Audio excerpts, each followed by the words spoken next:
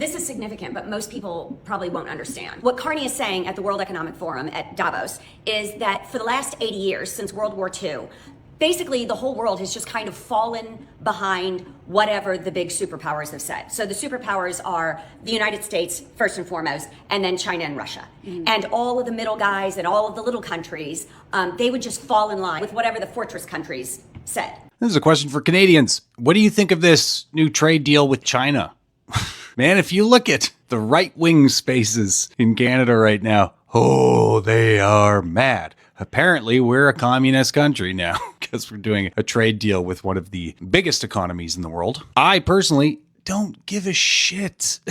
I think it's pretty badass that the US, our biggest trading partner, is like, fuck you guys. And we're like, okay, well, we'll just go work with that country you hate so much. All right, let's explain Canada and China's new trade deal. First, let me ask you a question. What do you think the world's largest electric vehicle manufacturer is? If you said Tesla, ideally through clenched teeth, I would have probably said the same thing. High five. We're both wrong. It's actually BYD, the Chinese manufacturer, whose cars, if you live in North America, I'm betting you have never once seen. Here in Canada, this deal is one reason why that might change soon. First, what China is getting. We'll be allowing 49,000 electric vehicles per year at the most favored nation rate of tariff. Most favored nation is a weird term here. It basically just means the standard tariff rate among WTO members. This 49,000 quota also focuses specifically on cheap EVs under 35,000 Canadian. And this is important, it will ideally catalyze considerable new Chinese joint venture investment in Canada. All of that is a pretty good deal for Chinese EV manufacturers.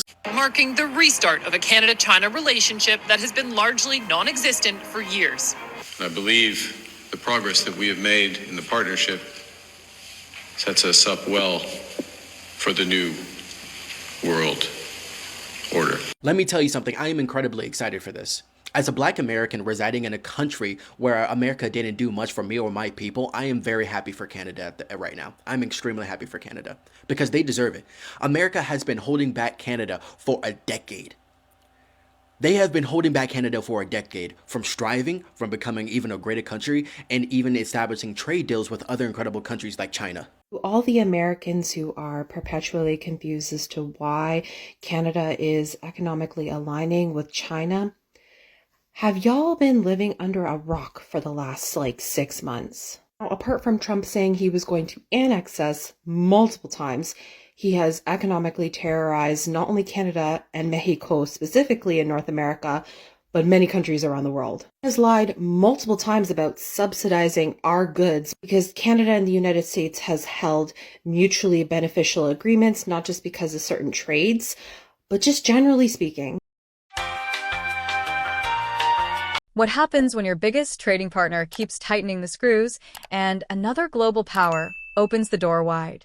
Canada just made a move that could change North America forever. This is a question for Canadians. What do you think of this new trade deal with China? Man, if you look at the right-wing spaces in Canada right now, oh, they are mad. Apparently, we're a communist country now because we're doing a trade deal with one of the biggest economies in the world. I personally don't give a shit. I think it's pretty badass that the US, our biggest trading partner, is like, fuck you guys. And we're like, okay, well, we'll just go work with that country you hate so much. I also love how much Doug Ford is complaining about this because he didn't go on the trip. He could have gone. Fucking Scott Moe from Saskatchewan went because there's all these tariffs on canola. And it's really hurting Saskatchewan. The other very prominent industry is the auto sector. And that is in Southern Ontario. And Doug Ford just didn't go. He didn't show up, so he wasn't part of the deal. And then a deal's made and he's like, what the fuck? I love it. I love it so much. I mean, we will see how it works for the auto sector. But right now, the US is clearly just destroying the Canadian auto sector. Like they've said they're doing it. Trump is like, I'm going to destroy the Canadian auto sector. So Canada's like, all right, well, we'll just start looking somewhere else. Like everything right now, for me, I'm like, wait and see. You know, it doesn't fucking bother me at all. We need to diversify our trade. The United States is clearly just not a trusting partner. They can't be. Trump said he's going to wage economic war on Canada. So we have to look other places. But man, right-wing Canadians, They're so butthurt about this. But all they have in their lives is complaining because they don't have power. All they've got is their hatred and their bigotry and complaining about communism. Trudeau was a communist. Carney's a communist. They need to look up the definition of communism. So, what are your thoughts? I mean, I really don't give a shit.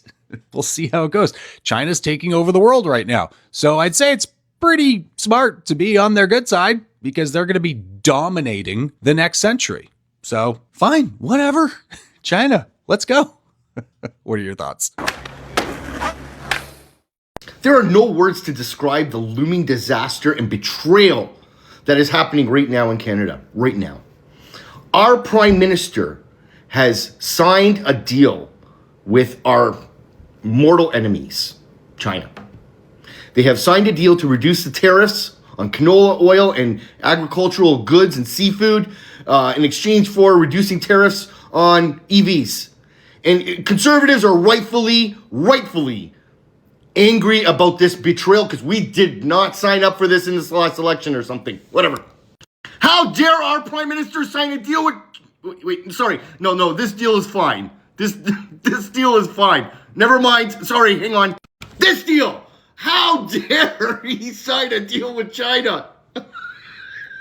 Now, of course, we can't do business with them, right?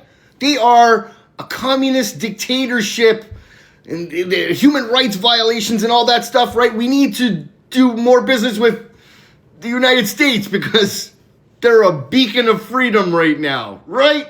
But also conservatives say that we need to build more pipelines and expand our energy sector. And we need to build a pipeline out west because that oil will go to markets such as China.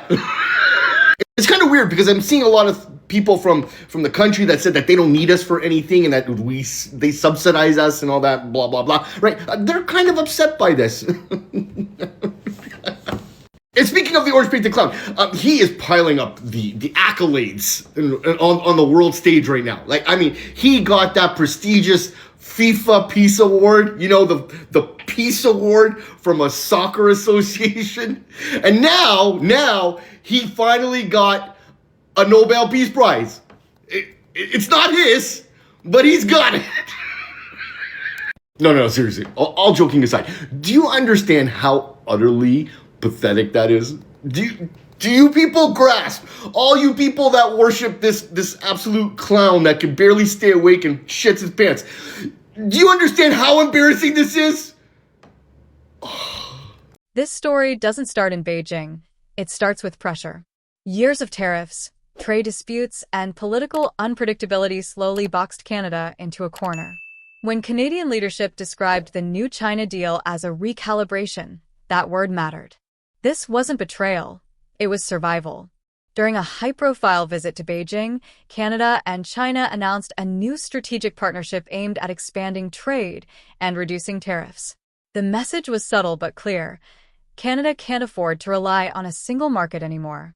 I remember speaking to a Canadian exporter years ago who said, "We sell to the world, but we live and die by U.S. policy shifts."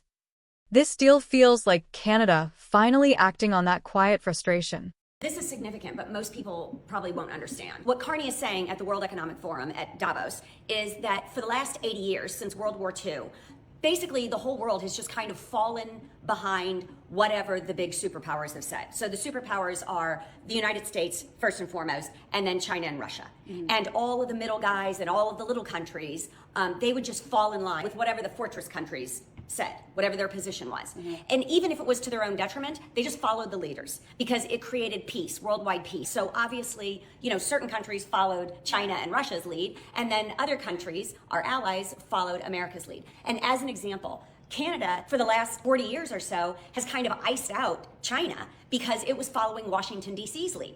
Washington felt China was a threat, so Canada would just follow suit to its own detriment. It would pay more for U.S. goods than negotiating a cheaper deal with China because America didn't want Canada to be dealing with China. But now what Carney has said is that without naming the United States, that certain countries are now using their power, instead of to stabilize the democracy and the economic world and stabilize peace, they're using their economic power to undercut others, to coerce them, to force them, much like the coercion on Europe, saying we're going to put tariffs up to 25% against Europe if they don't give us Greenland, a sovereign nation. So basically what he's saying is this has fractured the world order. And now it's time to have a new arrangement. Instead of the superpowers just call the shot, it's time for the middle countries to form their own order, for them to create a deep web of economic connections, and for them to act in a way that protects their common interests. So that's already starting. And we saw that last week when Canada, for the first time in like 40 years, did a deal directly with China, a massive trade deal. So they're forming webs with other countries that now exclude the United States. It's not that they won't do business with the United States, but they're no longer going to follow US policy and look out for what's in the United States' best interest. Which is kind of interesting, because in him saying, make America great again, he's made China greater than they've ever been. I mean, China's got $1 trillion surplus now. They're getting all of these countries that we have alienated with our tariffs, which, by the way, Harvard, Yale, German economic studies, UK economic studies have all shown that 96% of those tariffs are being paid by US citizens and US corporations. 96%.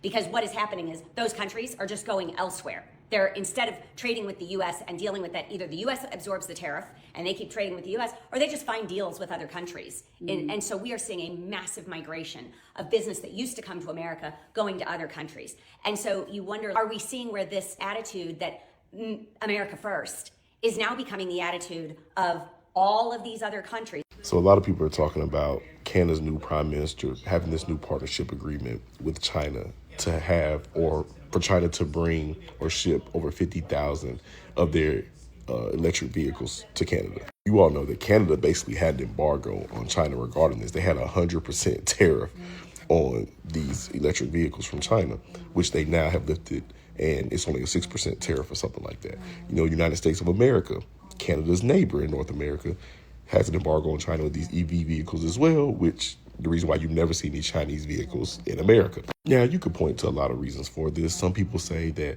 hey, China can build these cars that are supposedly so much better than American cars at a cheaper rate, and these cars are cheaper, and it'll destroy the American automobile market. You could also point to national security reasons. Again, as much as the United States and China do trade and have a relationship, we also are each other's biggest adversaries. So worrying about spying and all those things, like, that's a real thing. We have to worry about those threats. I would assume Canada was operating by that same notion. But now we see they have apparently reneged on that notion, and they want to build a relationship with China. Now, this is where I personally don't see it boding well for Canadians. I know that Canada isn't in the best financial position right now. So maybe bringing over these Chinese EVs, will help people be able to afford more efficient cars at a cheaper rate, so on and so forth. But this also hinders their relationship with their neighbor, us, hey, neighbor, because of, again, national security reasons. Now, who's to say that Chinese vehicles are so close to us, which we don't allow them to, exist in our country, that now it's a national security reason that we can't trust certain people in Canada, if it might include Canada as a country, because you have now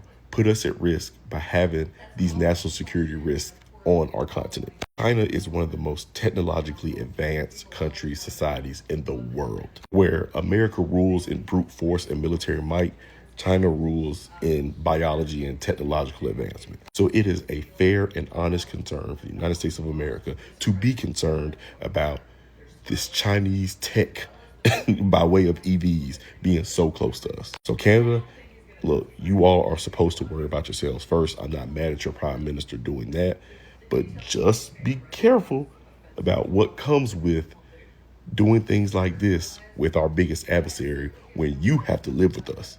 You don't have to live with China. God bless. At the center of the agreement are concrete trade-offs. Canada plans to allow up to 49,000 Chinese-made EVs at a dramatically reduced tariff, opening the door to cheaper electric vehicles for Canadian consumers. On the agricultural side, China agreed to slash tariffs on Canadian canola and remove punitive measures on seafood and peas, Huge relief for farmers who've spent years caught in trade crossfire. The bigger goal? A 50% increase in Canadian exports to China by 2030. Add to that joint investments in clean energy, wood products, food safety, and even visa-free travel for Canadians. This wasn't symbolic diplomacy. It was a full economic pivot. Hey, what's with this now shit? What's with this Canada is engaged with China now? We weren't before? We didn't have a prime minister who 12 years ago in 2014 went to a hotel room in Russia to sign a deal with China that he had no parliamentary approval to sign, came back to Canada afterwards and went, guys, I did a thing. This is what we're going to do with China until 2029. And after 2029, when the first term is up, if we don't give them a year's notice to get out of the deal, it's going to go to 2044. Like, seriously, what's with the now? Why suggest that Canada is only engaging with China since Mark Carney became the prime minister? That's preposterous. You know what I think? I think that the United States of America has spent a considerable effort into marketing an idea that only their country, only the United States is good for other countries, and that benefits the United States and not so much the other countries. But tell me if you disagree. America driving its own biggest trade partner effectively by force into the hands of its biggest economic competition is truly incredible to watch. Canada just made a massive trade deal with China and slashed a whole bunch of their tariffs on China, which is a real break from the US, which basically put tariffs on Canada to dissuade them from doing this exact thing. The fact that the deal lets Canada import thousands of Chinese EVs alone is a massive upset to America's forced economic hegemony, and that's just one part of it. Every time something like this happens, it's a real reminder that even as America is flexing its unparalleled military superiority all around the world in increasingly haphazard ways, like, the foundation is crumbling, and it will inevitably crumble. There is polling out there that literally shows that America is currently less popular in Canada than China. Do you understand how monumental that is? What Donald Trump is doing to our alliances inevitably is going to lead to the isolation of America on the global stage. And if you know anything about how America has hidden its empire for the past 75 years, you know how important that all is. Donald Trump is trying to bring back the Monroe Doctrine, where America is going to dominate the entire Western Hemisphere, but literally America's most important economic partnership in this hemisphere is crumbling, and it's because of Donald Trump. Canada's reasoning is simple. Concentration risk. When one country controls most of your trade, it controls your leverage. The stated ambition to double non-US trade and unlock hundreds of billions in new exports shows long-term thinking. I once heard a trade analyst compare it to investing. No smart investor puts everything in one stock. Canada learned that lesson the hard way. Protectionist policies, sudden tariffs, and political swings made diversification feel less like a choice and more like a necessity. All right, let's explain Canada and China's new trade deal. First, let me ask you a question. What do you think the world's largest electric vehicle manufacturer is? If you said Tesla, ideally through clenched teeth, I would have probably said the same thing. High five. We're both wrong. It's actually BYD, the Chinese manufacturer, whose cars, if you live in North America, I am betting you have never once seen. Here in Canada, this deal is one reason why that might change soon. First, what China is getting. We'll be allowing 49,000 electric vehicles per year at the most favored nation rate of tariff. Most favored nation is a weird term here. It basically just means the standard tariff rate among WTO members. This 49,000 quota also focuses specifically on cheap EVs under 35,000 Canadian. And this is important, it will ideally catalyze considerable new Chinese joint venture investment in Canada. All of that is a pretty good deal for Chinese EV manufacturers. We're also effectively agreeing to drop some of our tariffs on Chinese steel and aluminum. That's what they get. What do we get? Mostly, China's agreeing to drop tariffs on canola seed products. And also canola meal, as well as lobsters, peas, and a bunch of other food. If you're wondering, like I did, why canola is such an important crop for China, well, it has a lot of uses, but principally it's a really good vegetable oil, and China has a lot of people to feed. And also, it's a really good animal feed, and Chinese animals have a lot of people to feed. But also, it's a big deal when you see Canada screwing around with how much canola it sells, because one, it's our most valuable cash crop, and two, China is our most valuable buyer of that cash crop. Why is this a big deal, and why is it happening now? Like I said, despite the fact that China is the world's largest EV manufacturer, I'm betting you've never seen a Chinese-made electric vehicle. And this is because until recently, or as of recently, Canada, the US, and the EU have have all put heavy tariffs on Chinese EV manufacturers, mostly to protect their very profitable, very employing, and most importantly, very politically influential auto sector. China has wanted to make inroads on this for a while. But also, this is important because it signals intentions. This is just an agreement in principle. There's nothing binding about it. It's basically a handshake agreement. Carney might as well be saying to Xi Jinping, hey man, I'll definitely drive you home as long as you don't text your ex. He doesn't have to do it. He would just be a dick if he didn't. But also, go back here to the PM's statement. He wants to catalyze considerable new Chinese joint venture investment. What that likely means is he wants Canadians to build Chinese-designed EVs on Canadian soil. Which is important because a factory is not like a short-term investment. You don't put money in with the expectation you'll be out in 6 months. Also, it's important because historically, Canada has followed the US's lead on trade policy, especially with regards to the auto sectors. 40% of every car sold in Canada has parts that were made in the States. What the Prime Minister is doing is saying that China is now a more stable long-term trading partner than the United States. And I think everyone's really fixated on like the big consequences of the US losing its leadership role in the world. Stuff like wars or invasions. But in the absence of those happening, this is actually the important thing that happens when a country stops being the rock around which all others orbit. It's that their allies just slowly move away from them and towards people that they would rather not. When you start to see shit like this, and countries like Canada or Brazil or India or the EU start to forge more agreements with China than the States, that's when you know they are seriously considering other options for allies. Marking the restart of a Canada-China relationship that has been largely non-existent for years. I believe the progress that we have made in the partnership sets us up well for the new world order. Let me tell you something, I am incredibly excited for this. As a Black American residing in a country where America didn't do much for me or my people, I am very happy for Canada right now. I'm extremely happy for Canada because they deserve it. America has been holding back Canada for a decade. They have been holding back Canada for a decade from striving, from becoming even a greater country, and even establishing trade deals with other incredible countries like China. China has officially won the trade war, the economic war, the AI war, and the technological war. They have won back to back to back. America lost. As soon as America lost the hold of Canada, as soon as Canada established a new partnership, a new trade deal with China, America has officially lost. Tesla lost. Elon Musk lost. Donald Trump lost. Orange Cheeto literally said to Canada that we don't need you. Canada was like, okay, then we'll just partner with China. That's exactly what they did. Canada has now established a trade partnership with China, which means they are an ally with China, which is only a matter of time before Canada possibly joined the BRICS alliance. For those who don't know what the BRICS alliance is, I encourage you to search it up because you are currently so out of touch with reality. For perspective, this is China's global trade dominance from 2000 all the way up to 2024. See Canada? It's blue. It's about to be red. Look at this picture again. You see Europe? Yeah, most of Europe is part of the NATO alliance with America, and a lot of them are blocking out trade from China because of the United States. Now imagine if they were to cut ties of the United States and start trading with China. Yeah, the downfall of America is coming, and it's only a matter of time.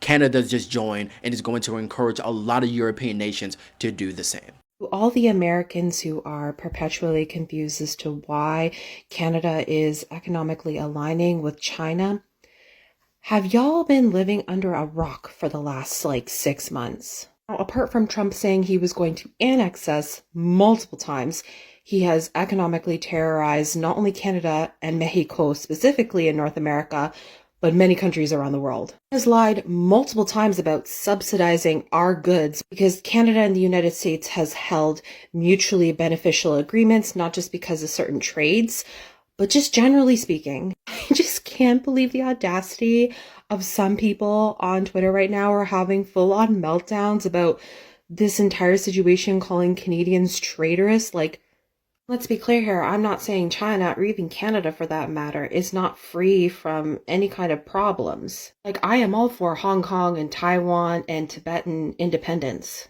I do think that China needs to be held a lot more accountable for the Uyghur genocide that has been and is currently ongoing.